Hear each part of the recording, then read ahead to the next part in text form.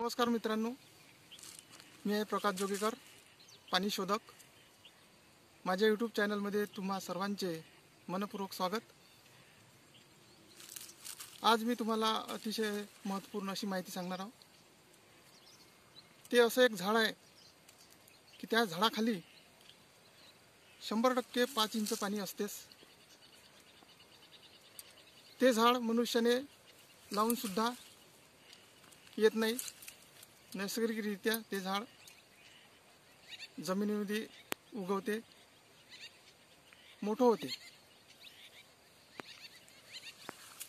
ते झाड पक्ष्याच्या विष्ठेमधून जमिनीवर पडते आणि जमिनीमध्ये ते उगवते आणि त्याच्या मुळा जमिनीच्या आतमध्ये जवळजवळ 70 ते 80 फूट खोल गेलेले असतात।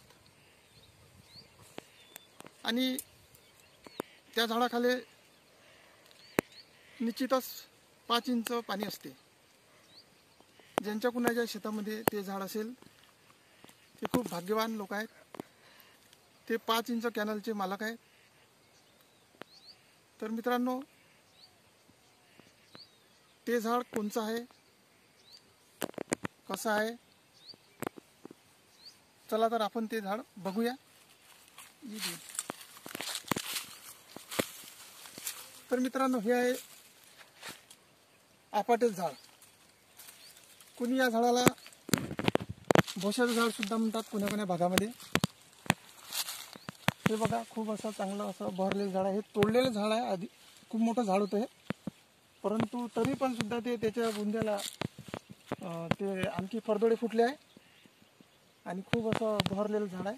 हे तुम्ही पाहू शकता। हे भोशाचं झाड, कुठे कुठे याला सोन्याचं झाड म्हणून सुद्धा ओळखले जाते। दसऱ्याला जे आपण एकमेकांना सोनं देतो तेच हे झाड आहे। आणि या झाडाखाली 100% पाण्याचे 5 इंच पाणी, 5 ते 6 इंच पाणी 100% असते। तर चला तर मित्रांनो,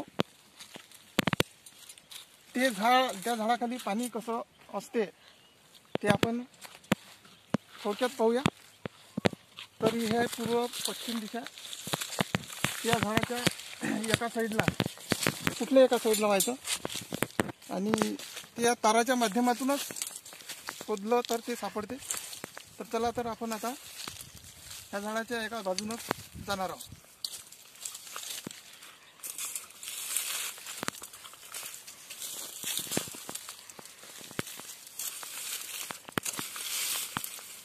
मित्रांनो, इथे फिरलेले आहे तारा।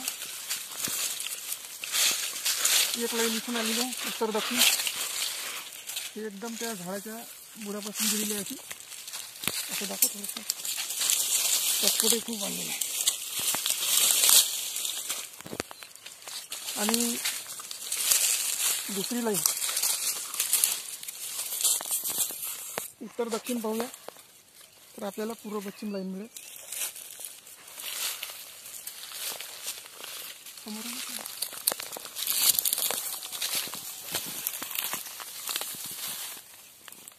मित्रांनो, इथे फिरलेला आहे तारा, इकडून दाखवून इथे फिरलेला आहे। एकदम त्या बुडापासून ही लाईन गेलेली आहे। ही लाईन पूर्व पश्चिम आणि ही एक उत्तर दक्षिण।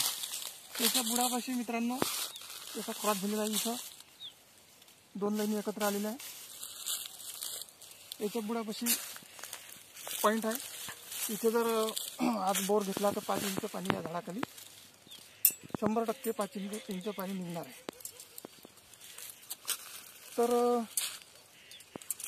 अशा प्रकारे हे जे लाईन आलेली आहे, उत्तर दक्षिण लाईन आली आहे। ही लाईन आहे, इथे तारा फिरतात। ती कुठून आलेली आहे,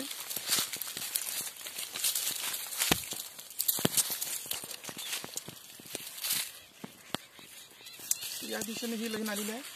त्या दिशेने तारा स्थिर होतात, त्या दिशेने ही लाईन आलेली आहे। आणि आता या दिशेने तारा पाठीमागे येईल।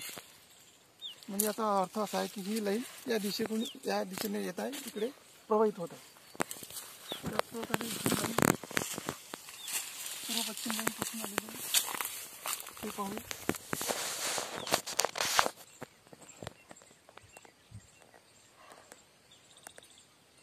या दिशेला तारा स्थिर होत आहे, म्हणजे या दिशेतून पाणी येत आहे, म्हणजे पश्चिमेकडून पाणी पूर्वेकडे जात आहे.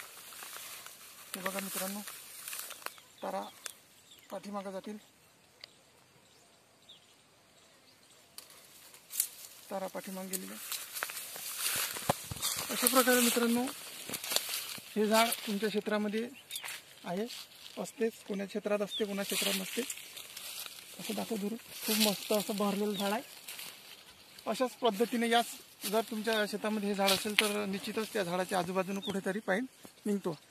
आणि माझ्या पाणी शोधण्याच्या याच्यामध्ये प्रयोगामध्ये जवळजवळ याच झाडाच्या आजूबाजूनं हे झाड जर त्या क्षेत्रात असलं तर मी जवळपास याच झाडाच्या आजूबाजूनं पॉईंट घेत असतो. आणि हे शोधण्यासाठी सुद्धा चांगलं असते, जास्त मेहनत घ्यावं लागत नाही, पूर्ण वावर फिरावं लागत नाही, याच्या आजूबाजूनच कुठंतरी पॉईंट असतो. आणि हे झाड आपल्या क्षेत्रात जरी नसलं, दुसऱ्या क्षेत्रात असलं तरी त्या झाडाची एक लाईन आपल्या क्षेत्रामध्ये आणता येते. आणि अशा प्रकारे हे खूप सुंदर असं पाणी या झाडाखाली असते. त्याच पद्धतीने एक दुसरं सुद्धा झाड असते, ते झाड म्हणजे उंबराचं झाड. दुसरा नंबर उंबराचं झाड, पहिला नंबर 1 नंबरमध्ये आहे आपाट्याचं झाड, ज्याला भुशाचं झाड सुद्धा म्हणतात. आणि तिसऱ्या नंबरवर आहे चंदनाचं झाड. हे 3 झाडं जर असतील त्याच्या आजूबाजूनं कुठंतरी पॉईंट असतो. मित्रांनो, हा व्हिडिओ तुम्हाला कसा वाटला कमेंट्समध्ये कळवा. आणि चॅनलवर नवीन असाल तर चॅनलला सबस्क्राईब करा, बेलची बटन दाबा, जेणेकरून तुम्हाला नवनवीन असे उपयोगी व्हिडिओ तुम्हाला त्याचं नोटिफिकेशन मिळत राहील. आणि शेअर करा. बस आजच्या व्हिडिओमध्ये एवढंच. भेटू उद्याच्या भागात. धन्यवाद.